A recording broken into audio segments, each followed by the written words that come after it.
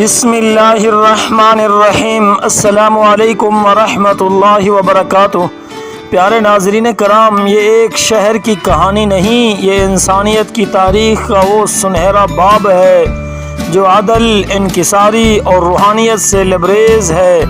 یہ وہ مقام ہے جہاں انبیاء نے سجدے کیے، جہاں سے معراج کا سفر ہوا، اور جہاں کا ہر ذرہ گواہ ہے کہ اللہ کے دین کو صرف تلوار سے نہیں، کردار سے بھی سربلندی ملی۔ آج ہم آپ کو لے چلتے ہیں 7ویں صدی کے اس منظر پر جہاں وقت کے سب سے بڑے بادشاہ نے فیصلوں کو نہیں، دلوں کو فتح کیا۔ آئیے سنیے حضرت عمر فاروق رضی اللہ تعالیٰ عنہ کے ہاتھوں فتح بیت المقدس کی وہ سنہری داستان جو ایمان تازہ کر دے گی۔ بیت المقدس کی تاریخی اہمیت اللہ تعالی نے قرآن پاک میں ذکر فرمایا۔ یہ وہ جگہ جہاں حضرت ابراہیم، حضرت اسحاق، یعقوب، موسیٰ، عیسیٰ علیہ السلام آئے۔ مسلمان اسے قبلہ اول مانتے تھے۔ یہاں کی مٹی نبیوں کے قدموں سے متبرک ہے۔ بازنطینی عیسائیوں کا قبضہ تھا۔ عیسائی پادری یہودیوں پر ظلم ڈھاتے اور غیر عیسائی رعایا کو انسان ہی نہیں سمجھتے۔ بیت المقدس کے عوام بدترین مذہبی، سماجی اور مالی ظلم میں مبتلا تھے۔ حضرت ابوبکر رضی اللہ عنہ کے دور میں آغاز حضرت خالد بن ولید رضی اللہ عنہ، ابو عبیدہ بن جراح رضی اللہ تعالی عنہ، یرموک کی جنگیں، بیت المقدس کے گرد علاقوں میں مسلمان افواج کا اثر بڑھنے لگا۔ 13 ہجری میں حضرت ابوبکر رضی اللہ عنہ کی وفات اور حضرت عمر رضی اللہ تعالی عنہ کا انتخاب ہوا۔ آپ رضی اللہ تعالی عنہ نے جہاد کو وسعت دی، نظم و ضبط، عدل و انصاف اور اخلاق کو اولین ترجیح دی۔ بڑی لڑائیاں جیتی گئیں، مسلمانوں کی ساکھ بلند ہو گئی۔ عیسائی اقوام دیکھ چکی تھیں کہ یہ کوئی عام جنگجو نہیں، یہ عبادت گزار، رحمدل اور عادل لوگ ہیں۔ حضرت ابو عبیدہ بن جراح رضی اللہ تعالی عنہ کو کمان دی گئی۔ لشکر میں خالد بن ولید رضی اللہ تعالی عنہ، شرجیل بن حسنہ رضی اللہ تعالی عنہ، عمرو بن العاص رضی اللہ تعالی عنہ شامل تھے۔ بیت المقدس کی فضیل، مضبوط خوراک کا ذخیرہ، قلعہ بند فوج، محاصرہ کئی ہفتے جاری رہا۔ نہ ہمت ہاری، نہ صلح کی پیشکش پر کمزوری دکھائی۔ مسلمان دن رات عبادت، افطار، جنگ، اخلاق، صبر اور کردار کا مظاہرہ کرتے رہے۔ عیسائیوں کی جانب سے صلح کی پیشکش ہوئی، صرف اس صورت میں دروازے کھولیں گے اگر خود خلیفہ مدینہ سے آ کر معاہدہ کریں۔ حضرت عمر رضی اللہ تعالی عنہ کا فیصلہ، مدینہ سے شام کا سفر، صرف ایک خادم، ایک اونٹ اور ایک تھیلی۔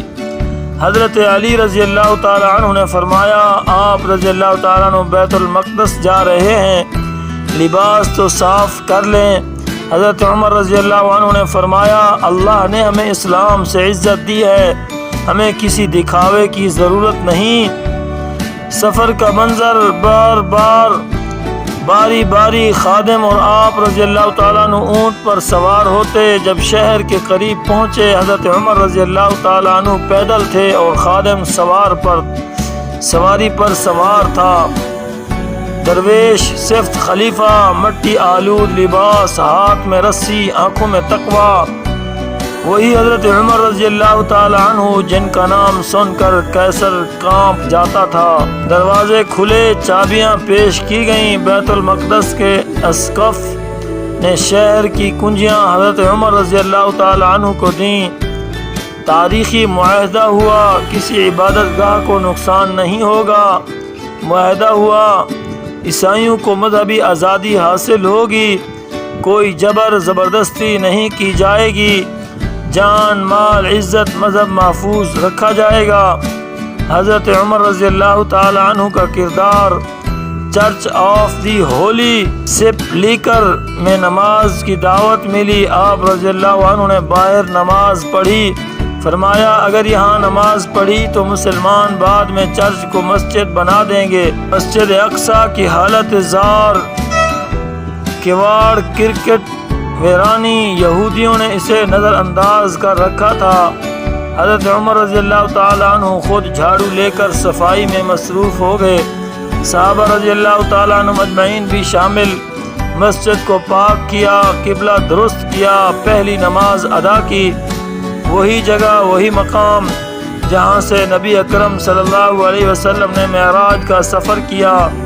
حضرت عمر رضی اللہ تعالی عنہ کی آنکھوں سے آنسو رواں تھے۔ آج ہم دنیا میں مسجد اقصیٰ کے لیے روتے ہیں، لیکن کیا ہم حضرت عمر رضی اللہ تعالی عنہ جیسے حکمران اور خود حضرت عمر رضی اللہ تعالی عنہ جیسے مسلمان بنے؟ انہوں نے دنیا کو فتح نہیں کیا، انہوں نے دل جیتے، انسانیت جیتی۔